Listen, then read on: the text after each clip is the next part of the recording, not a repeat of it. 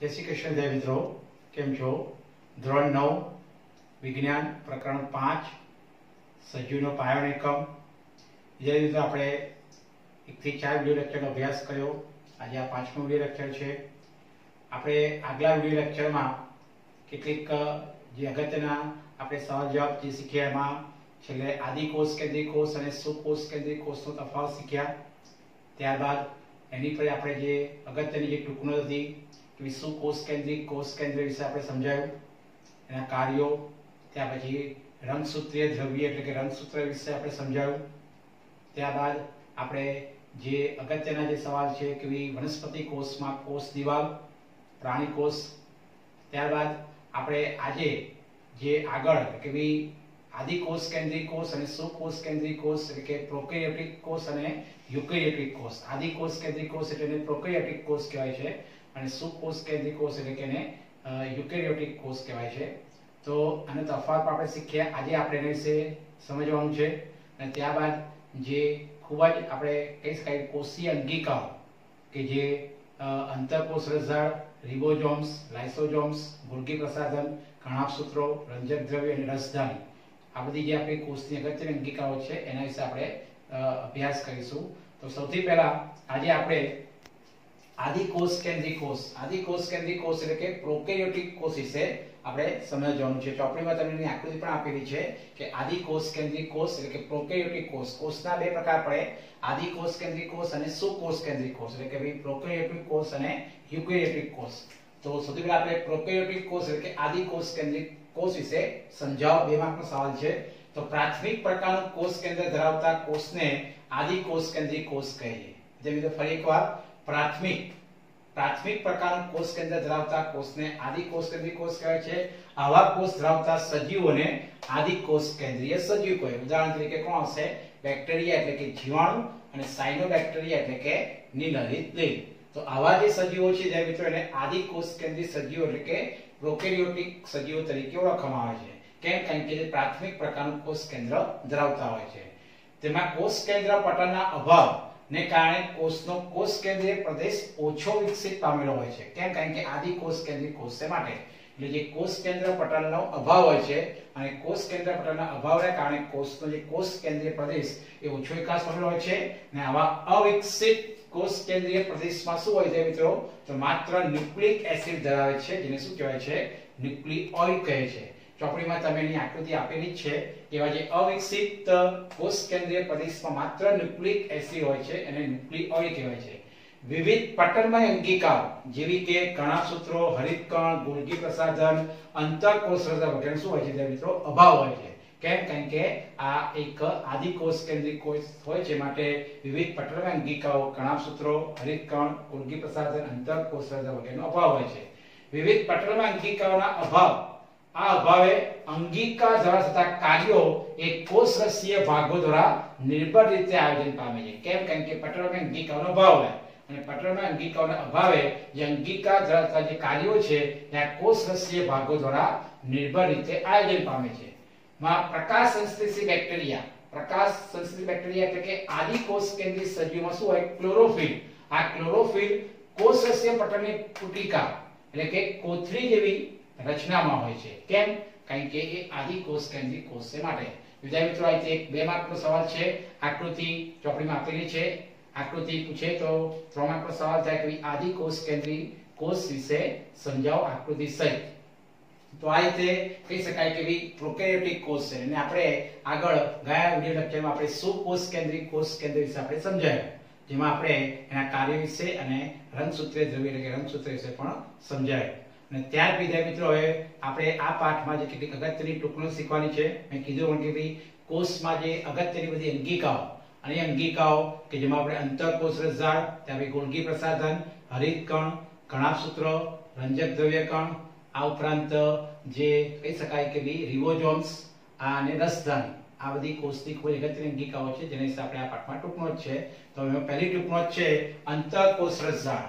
विद्यार्थी मित्रों अगत्यनी टूंकणो छे अंतरकोष रसझाड विषे टूंकणो लखो अथवा तो समजावो। तो एनु स्थान, रचना, प्रकार अने कार्यो आवे। એટલે બીજી રીતે પૂછે તો અંતરકોષ રસઝાડનું સ્થાન, એનું જે રચના, પ્રકાર અને કાર્યો અલગ અલગ પણ પૂછી શકે છે અથવા તો આખો એક સવાલ બને છે ટૂંકનો.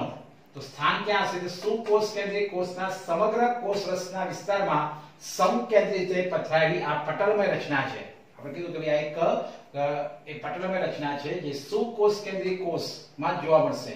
એટલે કે સુકોષ કેન્દ્રિત કોષના સમગ્ર કોષ રસના વિસ્તારમાં સમકેન્દ્રિત સરખી રીતે સમકેન્દ્રિત રીતે પથરાયેલી પટલમય રચના છે. રચના આ એનું સ્થાન હતું. ત્યારે રચના શું હશે? તે લાંબી નલિકામય. તમે ચોપડીમાં આકૃતિ આપેલી છે કે લાંબી નલિકામય કે ગોળાકાર અથવા તો કોથળી જેવી પુટિકાઓ જેવી રચનાઓની બનેલી આવૃત એક જાળીમય સ્વરૂપ ધરાવે છે. તો તમને ચોપડીમાં એની આકૃતિ આપેલી છે કે એક લાંબી નલિકામય કે ગોળાકાર અથવા તો કોથળી જેવી પુટિકાઓ જેવી રચનાઓની બનેલી આવૃત એક જાળીમય સ્વરૂપ ધરાવે છે. અંતઃકોષની પટલીય સંરચના એક કોષરસ પટલની સંરચનાને સમાન સ્વરૂપે જ હોય છે. આપણે સ્કી કે કોષરસ પટલ વિશે તો કહી શકાય કે અંતઃકોષરસ જાળની જે પટલીય સંરચના છે એ કોષરસ પટલની સંરચનાને સમાન સ્વરૂપે હોય છે. વિભિન્ન કોષોમાં અંતઃકોષરસની રચનામાં વિવિધતા જોવા મળે છે. તે હંમેશા જાળીરૂપ તંત્રની રચનાનું શું કરી દે મિત્રો? નિર્માણ કરે છે. ખાસ ધ્યાન આપવાનું છે કે તે હંમેશા એક જાળીરૂપ તંત્રની રચનાનું નિર્માણ કરે છે. ત્યારે પ્રકાર તો ખાસ તફાવત પૂછાય છે કે એના બે પ્રકાર છે, ખરબચડી એટલે કે કણિકામય અને બીજું લીસી અંતઃકોષરસ જાળ. અને તફાવત પૂછાય છે કે ભાઈ ખરબચડી કેમ કહેવાય? તો ખરબચડી એટલે કે કણિકામય તો એની સપાટી પર શું હોય? રિબોઝોમ્સ આવેલા હોય છે મિત્રો. અને રિબોઝોમ્સ આવેલા હોય માટે એને ખરબચડી એટલે કે કણિકામય અંતઃકોષરસ જાળ કહેવાય છે. જેનું કાર્ય શું છે? પ્રોટીન સંશ્લેષણનું કાર્ય કરે. એટલે તમે તફાવત પૂછી શકે છે કે લીસી અંતઃકોષરસ જાળ અને ખરબચડી અંતઃકોષરસ જાળ. તો અંતઃકોષરસ જાળના બે પ્રકાર છે. પહેલું છે ખરબચડી એટલે કે કણિકામય. એની સપાટી પર શું હોય છે? રિબોઝોમ્સ આવેલા હોય છે અને તે પ્રોટીન સંશ્લેષણનું શું કરે છે? કાર્ય કરે. જ્યારે લીસી અંતઃકોષરસ જાળ તેની સપાટી પર રિબોઝોમ્સ હોતા નથી. એનું કાર્ય શું છે? લિપિડ એટલે કે ચરબી અને સ્ટીરોઇડ સંશ્લેષણનું કાર્ય કરે છે. એટલે કે આ લિપિડ એટલે કે ચરબી અને સ્ટીરોઇડના સંશ્લેષણનું કાર્ય કરે છે.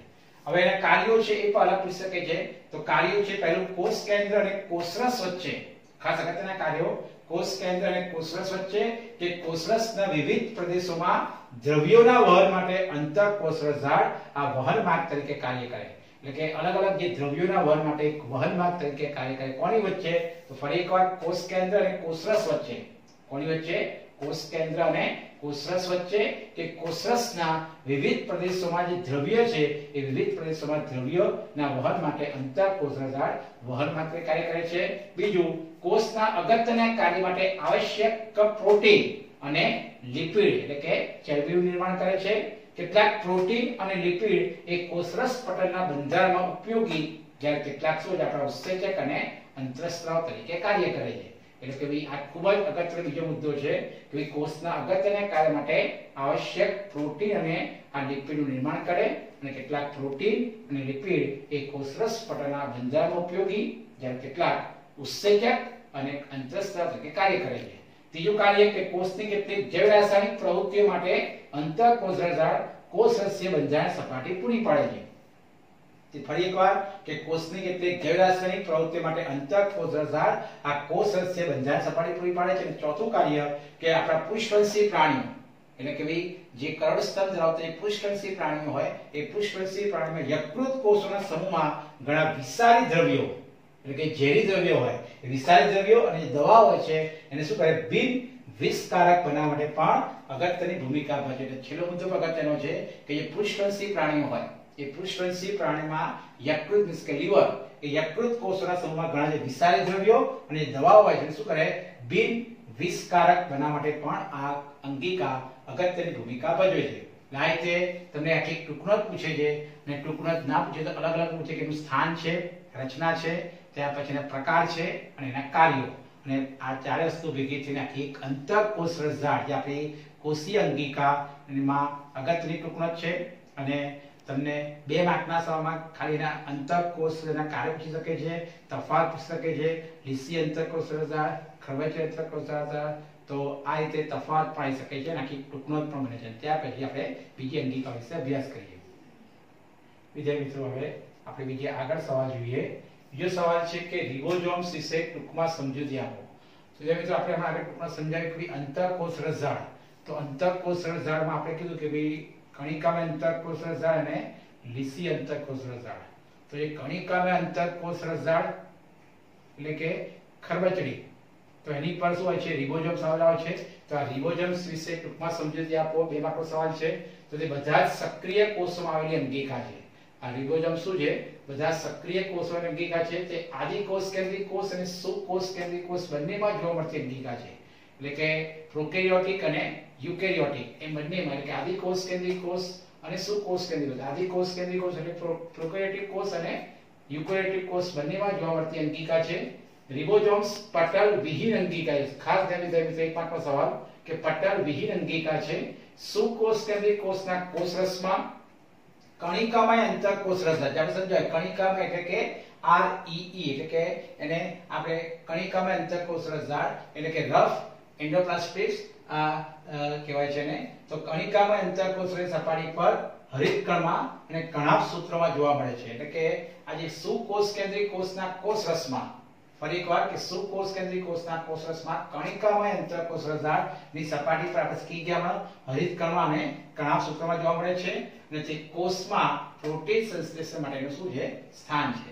એટલે કે આપણા કોષમાં આ જે પ્રોટીન સંશ્લેષણ માટેનું સ્થાન એટલે કે પ્રોટીન સંશ્લેષણનું કાર્ય કરે છે. એ 2 માર્કનો સવાલ છે. ત્યાર પછી બીજો અગત્યનો સવાલ, આપણી જે અગત્યની અંગિકા ગોલ્ગી પ્રસાધન, આ જેને ગોલ્ગી બોડી કહેવાય છે. તો આ ગોલ્ગી પ્રસાધન ટૂંકમાં જ છે, અથવા એનું સ્થાન, એની રચના, એના કાર્ય વિશે સમજાવવું છે. તો સૌથી પહેલા આનું સંશોધન કોણે કર્યું છે મિત્રો? તો આપણે આગળ શીખી ગયા કે કેમિલો ગોલ્ગી નામના જે વૈજ્ઞાનિક હતા, એ કેમિલો ગોલ્ગી નામના વૈજ્ઞાનિકે આ ગોલ્ગી પ્રસાધનનું સંશોધન અને સુવ્યવસ્થિત વર્ણન કર્યું. તમે એની આકૃતિ જોઈ શકો છો મિત્રો કે આ એક રચના છે. તો આપણે આપનું સ્થાન જોઈએ કે પ્રાણી કોષમાં અને વનસ્પતિ કોષમાં આ તમને ગોલ્ગીકા જોવા મળશે. એટલે કે બંને કોષમાં, કે પ્રાણી કોષમાં અને વનસ્પતિ કોષમાં જોવા મળે છે. રચનામાં કહી શકાય કે તેની રચનામાં એકબીજાને સમાંતર થપ્પીઓમાં, તમે જોઈ શકો છો કે એકબીજાને સમાંતર થપ્પીઓમાં ગોઠવાયેલી પુટિકાઓ આવેલી છે. આવી પુટિકાઓ શું કહેવાય? સિસ્ટર્ની કહે છે. અહીંયા તમે બતાવી આકૃતિમાં કે ભાઈ આ રીતે એક ઉપર એક કે સમાંતર થપ્પીઓ છે. તો ભાઈ તેની રચનામાં એકબીજાને તે સમાંતર થપ્પીમાં ગોઠવાયેલી જે પુટિકાઓ, આ જે ઉપરની જોઈ શકો છો જે પુટિકાઓ છે, એ પુટિકાઓ છે. આવી પુટિકાઓને શું કહેવાય? સિસ્ટર્ની કહેવાય છે. આ રીતે પટલ દ્વારા આવૃત તેમની બની રચના છે. આ રીતે એક ઉપર એક પટલ દ્વારા આવૃત રચના બને છે. ગોલ્ગી પ્રસાધનના પટલો કેટલીક વખત અંતઃકોષ રસજાળના પટલ સાથે જોડાયેલી હોય છે. એ અન્ય જટિલ કોષીય પટલ તંત્રનો ભાગ બનાવે છે.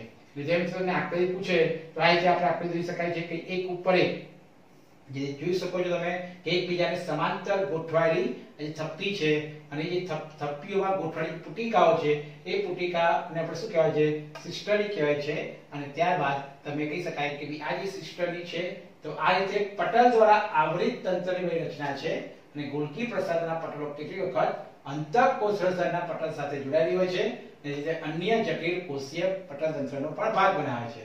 એના કાર્યો અગત્યના છે મિત્રો. 2 માર્કમાં અલગ પૂછાય કાર્યો કે અંતઃકોષ રસજાળના સંશ્લેષિત દ્રવ્યો, જે આપણે શીખી ગયા આગળ કે અંતઃકોષ રસજાળના સંશ્લેષિત દ્રવ્યોનું ગોલ્ગી પ્રસાધન દ્વારા પેકેજિંગ કરી કોષની અંદર અને કોષની બહાર એને શું કરવામાં આવે છે મિત્રો? મુક્ત કરવામાં આવે છે. ખાસ અગત્યનું પેકેજિંગ એટલે ભેગા કરે છે કે અંતઃકોષ રસજાળના સંશ્લેષિત દ્રવ્યો છે, એ દ્રવ્યોનું આ ગોલ્ગી પ્રસાધન દ્વારા પેકેજિંગ કરી અને કોષની અંદર અને કોષની બહાર એને મુક્ત કરવામાં આવે. આ અગત્યનું કાર્ય છે. બીજું કાર્ય કે નિપજનું પેકેજિંગ, રૂપાંતરણ તેમજ સંગ્રહ કરવાના કાર્ય એ ગોલ્ગી પ્રસાધનની આ પુટિકામાં થાય છે. તો જોઈ શકો છો મિત્રો આ આકૃતિમાં આ જે પુટિકાઓ છે, એ પુટિકામાં શું થાય છે? તો પુટિકામાં જે નિપજનું પેકેજિંગ, રૂપાંતરણ તેમજ સંગ્રહ કરવાના કાર્ય એ આ ગોલ્ગી પ્રસાધનની પુટિકામાં થાય છે. કેટલાક કિસ્સામાં સરળ શર્કરામાંથી જટિલ શર્કરાઓનું પણ નિર્માણ કરે છે. એટલે કે સરળ શર્કરામાંથી જટિલ શર્કરાનું નિર્માણ કરે છે. તે લાઇસોઝોમ અંગિકાના નિર્માણ સાથે સંકળાયેલી છે. લાઇસોઝોમ જે આપણે શીખીશું મિત્રો કે લાઇસોઝોમ એ કોષની આત્મઘાતક કોથળી છે. આત્મઘાતક કોથળી કેમ કહેવાય છે એના વિશે પણ સવાલ આવશે અને અંગિકા વિશે પણ આપણે શીખવાનું છે. એટલે કે તે લાઇસોઝોમ ના અંગિકાના નિર્માણ સાથે સંકળાયેલી છે. તો આ છે મિત્રો 4 કાર્યો છે. અલગ પૂછે 2 માર્કનો સવાલ કે ભાઈ ગોલ્ગી પ્રસાધનના કાર્યો શું છે, અને આથી ટૂંકમાં પૂછે તો એનું જે સ્થાન એટલે કે ક્યાં જોવા મળશે? તો વનસ્પતિ કોષ અને પ્રાણી કોષમાં જોવા મળે. તો આવી રચના આપણે કેવી રીતે મિત્રો આકૃતિ બતાવી આગળ કે ભાઈ આકૃતિ જોઈ શકો છો કે એકબીજાને સમાંતર કે ભાઈ એકબીજાને સમાંતર થપ્પીઓમાં ગોઠવાયેલી પુટિકાઓ, તમે જોઈ શકો છો કે એકબીજાને સમાંતર એટલે થપ્પીઓમાં ગોઠવાયેલી પુટિકાઓ આવેલી છે અને આવી પુટિકાઓને શું કહેવાય છે? સિસ્ટરી કહે છે. અને જે પુટિકાઓ છે મિત્રો, એ પુટિકાઓનું કાર્ય શું છે? તો આપણે કીધું કે ભાઈ આ જે પુટિકાઓ છે એ નિપજનું પેકેજિંગ, રૂપાંતરણ, તેમાં શું કરે છે? સંગ્રહ કરવાના કાર્ય એ ગોલ્ગી પ્રસાધનની આ પુટિકામાં થાય છે. એટલે આ રીતે ખૂબ જ એ આકૃતિમાં પૂછે તો આકૃતિ પણ દોરવી પડે અને 4 માર્કનો સવાલ બને છે. ગોલ્ગી પ્રસાધન વિશે ટૂંકમાં લખો. અથવા અલગ અલગ પૂછે છે કે સ્થાન, કાર્ય અને એના જે કહી શકાય કે એનું સંશોધન કોણે કર્યું? તો એક વૈજ્ઞાનિક હતા ગોલ્ગી પ્રસાધન. આપણે કીધું કે ભાઈ એક વૈજ્ઞાનિક હતા કેમિલો ગોલ્ગી નામના આ વૈજ્ઞાનિકે આ ગોલ્ગી પ્રસાધનનું સંશોધન કર્યું. એટલે કે વૈજ્ઞાનિક નામ શું છે? Camillo Golgi. આ કેમિલો ગોલ્ગી નામના જે વૈજ્ઞાનિકે આ ગોલ્ગી પ્રસાધનનું શું કર્યું? સંશોધન અને સુવ્યવસ્થિત વર્ણન કર્યું છે. કાર્યો અગત્યના છે મિત્રો, કાર્યના પૂછે છે. ત્યાર પછી એક કારણ પૂછે કે કોષ એ આપણા સજીવનો શું છે? પાયાનો એકમ છે. કારણ કે આપણું પાઠનું નામ જ છે કે સજીવનો પાયાનો એકમ કોણ કહેવાય? કોષ કહેવાય. તો કારણ આપો કે કોષ એ સજીવનો પાયાનો એકમ કેમ છે? કારણ આપો. તો બધા સજીવ કોષોમાં બનેલા છે, આપણે ખબર છે. કોષને સજીવના બંધારણીય અને શું કહેવાય? ક્રિયાત્મક એકમ કહે છે. દરેક જીવિત કોષમાં કોષની વિવિધ ક્રિયાઓ માટેની બધી જ વ્યવસ્થા અને તે માટે વિવિધ શું હોય છે? અંગિકા હોય છે. કારણ કે આપણે દરેક જે જીવિત કોષો છે એ જીવિત કોષમાં કોષની વિવિધ ક્રિયાઓ માટેની બધી જ શું હોય? વ્યવસ્થા અને તે માટે વિવિધ અંગિકા હોય છે. દરેક કોષમાં સજીવના બધા જ લક્ષણોની અભિવ્યક્તિ માટે જવાબદાર શું હોય? જનીનો હોય છે. જેને આપણે શું કહીએ મિત્રો? જીન્સ કહીએ, જનીનો હોય છે, ડીએનએ. એક જ કોષ આખા સજીવનું નિર્માણ કરે છે અને કોષ વિભાજિત થઈ તેવા જ પ્રકારના કોષો શું કરે છે? ઉત્પન્ન કરે છે. એટલે કે ભાઈ કોષનું વિભાજન થાય અને કોષનું વિભાજન થાય તેવા જ પ્રકારના કોષો શું કરે? ઉત્પન્ન કરે છે. અને માટે કહી શકાય કે કોષ એ દરેક સજીવનો શું છે? પાયાનો એકમ છે. એટલે એ પણ એક 2 માર્કનો અગત્યનું કારણ છે કે કોષ એ આપણા સજીવનો શું છે? પાયાનો એકમ છે. કેમ? તો આપણે કીધું કે દરેક સજીવ એટલે બધા સજીવ કોષમાં બનેલા છે. કોષ એ સજીવના બંધારણીય અને શું છે? ક્રિયાત્મક એકમ છે. દરેક જીવિત કોષમાં કોષની વિવિધ ક્રિયાઓ માટેની બધી જ વ્યવસ્થા અને તે માટેની બધી અંગિકા હોય છે. આ ઉપરાંત દરેક કોષમાં સજીવના બધા જ લક્ષણોની અભિવ્યક્તિ માટે જવાબદાર શું હોય? જનીનો હોય છે.